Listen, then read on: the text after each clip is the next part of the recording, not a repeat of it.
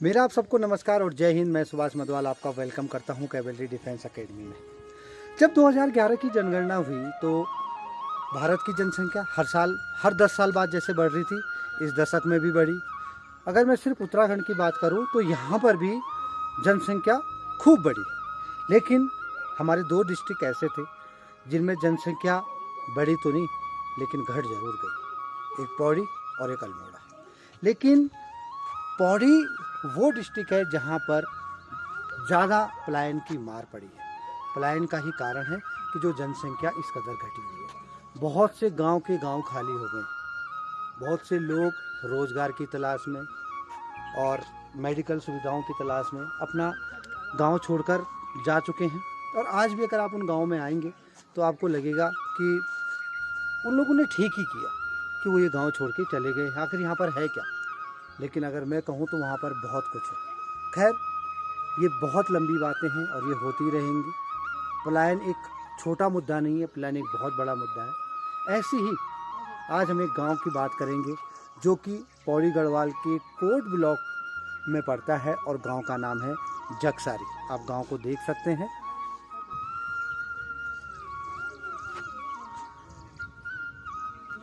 ये जो आप देख रहे हैं आपकी स्क्रीन पर, ये जगसारी के 4 गांव हैं। मतलब है तो एक गांव, एक ग्राम सभा, लेकिन पहले क्या होता था कि थोड़े लोग अलग अलग रहते थे। कुछ परिवार इधर, कुछ परिवार उधर। गढ़वाली में इसको खोली या खोला बोला जाता है, और अगर मैं हिंदी की बात करूँ तो एक मोहल्ला हो गया है ना। तो ये गांव में अभी जहाँ पर मैं खड़ा हूँ, ये मल्ला जगसारी है।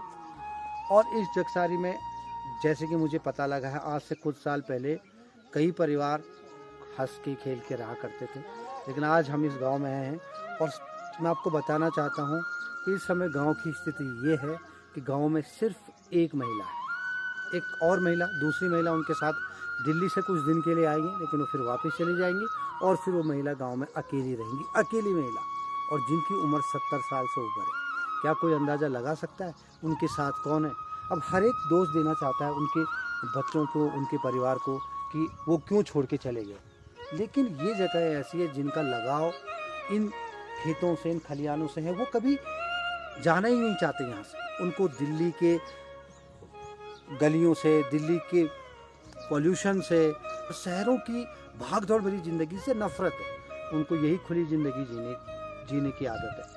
वो अपनी आखिरी सांस भी यहीं पर लेना चाहते हैं। तो चलिए मैं आपको मिलाता हूँ गांव की उन लेडी से जो कि यहाँ पर से अकेली रह रही हैं।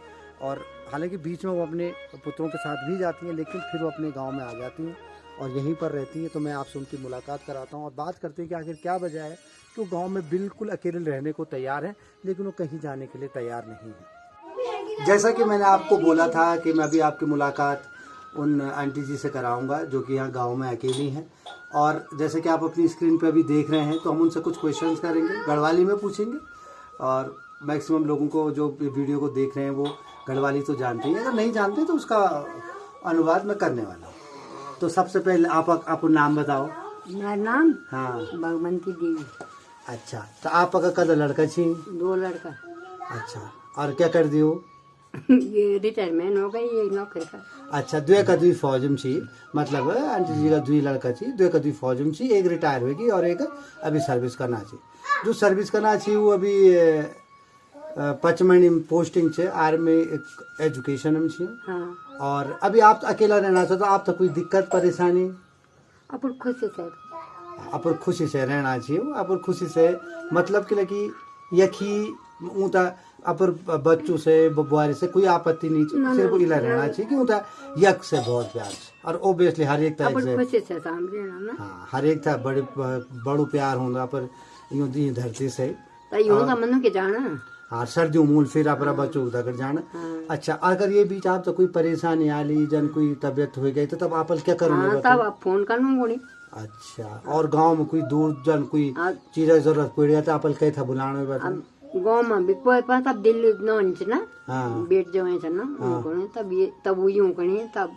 अच्छा, पहले है जन ना, पहले बेट जो है जन ना नाते गाँव में तो कोई सही नहीं बड़ा कौन तो मतलब आंटी जी कह रही हैं कि गांव में कोई नहीं है, अगर कुछ भी होता है तो ये फ़ोन करेंगी अपने अपने दामाद, अपनी बेटी, अपने लड़कों को, अपनी बहू को फ़ोन करके बताएंगे, अपनी समस्या बताएंगी। लेकिन छोटी छोटी सी जो ज़रूरतें हैं वो किसी दूसरे गांव से आवाज़ मार के या फ़ोन करके किसी तरीके से यहाँ पे बुलाया जा सकता है। अगर घर में गैस ख़त्म हो गई, गैस का सिलेंडर चेंज करना है या कोई ऐसा काम करना है जो वो नहीं कर पाएंगी तो वो किसी और से करवाएंगी।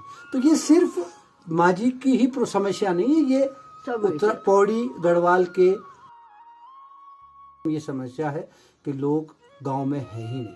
और सबसे बड़ी बात इसका क्या कारण है, जो नई पीढ़ी पैदा हो रही है वो शहरों में पैदा होती है, शहरों में ही रहते हैं, तो उनके गांव के जो माहौल है इससे उनको वो बिल्कुल अनभिज्ञ हैं। वो न यहाँ आना चाहते हैं न यहाँ रहना चाहते हैं। अगर कभी आए तो उनको एक पिकनिक का समय होता है और उस पिकनिक में को भी वो 2 या 3 दिन में निपटा के यहाँ से जाना चाहते हैं। तो मैं बहुत बहुत धन्यवाद करना चाहता हूँ माझी का, जिन्होंने हमको अपने बारे में बताया, अपने गांव के बारे में बताया। अपने बच्चों को गढ़वाली मूवीज़ दिखवाएं और एक गढ़वाली मूवी मैं रिकमेंड करता हूँ, अब खुलली रात, बहुत ही बेहतरीन गढ़वाली मूवी, उसको ज़रूर दिखाएं। और ध्यान रहे हमेशा उनके साथ गढ़वाली भाषा में बात करें। पहले पहले होगा कि उनकी समझ में नहीं आएगा, लेकिन बाद में धीरे धीरे उनको प्रैक्टिस होगी और अभ्यस्त हो जाएंगे। वरना वो दिन भी दूर नहीं जब हमारी ये गढ़वाली भाषा विलुप्त की कगार पे होगी। अपना प्रदेश बचाएं, अपना डिस्ट्रिक्ट बचाएं, अपना गांव बचाएं। जय हिंद, जय उत्तराखंड। आप चाहे किसी भी शहर में रहते हो, देहरादून, दिल्ली, गुड़गांव, नोएडा, मुंबई, बेंगलुरु या कहीं भी, अब वक्त आ गया है कि आप धीरे धीरे रिवर्स प्लान करें, अपने गांव की तरफ जाने की कोशिश करें। अगर बच्चे स्कूल में हैं, अगर क्या बच्चे स्कूल में हैं ही, तो सर्दियों की छुट्टियां, गर्मियों की छुट्टियां ज़्यादा से ज़्यादा वहाँ पे बिताएं। अपने खेत, अपने खलिहानों से उनको अवगत कराएं, उनको वहाँ की ज़िंदगी से, वहाँ की मिट्टी से रूबरू करवाएं। हमेशा उनके साथ गढ़वाली भाषा का प्रयोग करें, उनको अपनी संस्कृति को बचाने के लिए उनसे आग्रह करें, उनको बताएं कि हम किस मिट्टी से जुड़े हुए हैं। कहीं ऐसा ना हो कि कल आप इस दुनिया में ना हो और आपके बच्चों को पता ही ना हो कि उनका गांव कहाँ है। गांव पता हो लेकिन उनके खेत, उनके खलिहान उनको पता ही ना हो कि कहाँ है। ऐसी नौबत आने में कोई देर नहीं है कि जब शहरों से सबको भागना पड़ेगा एक बार गांव की तरफ, लेकिन उस समय लोगों को पता ही नहीं होगा कि हमारा खेत कौन सा है, हमारा गांव कौन सा है, हमारी जगह कौन सी है। इसलिए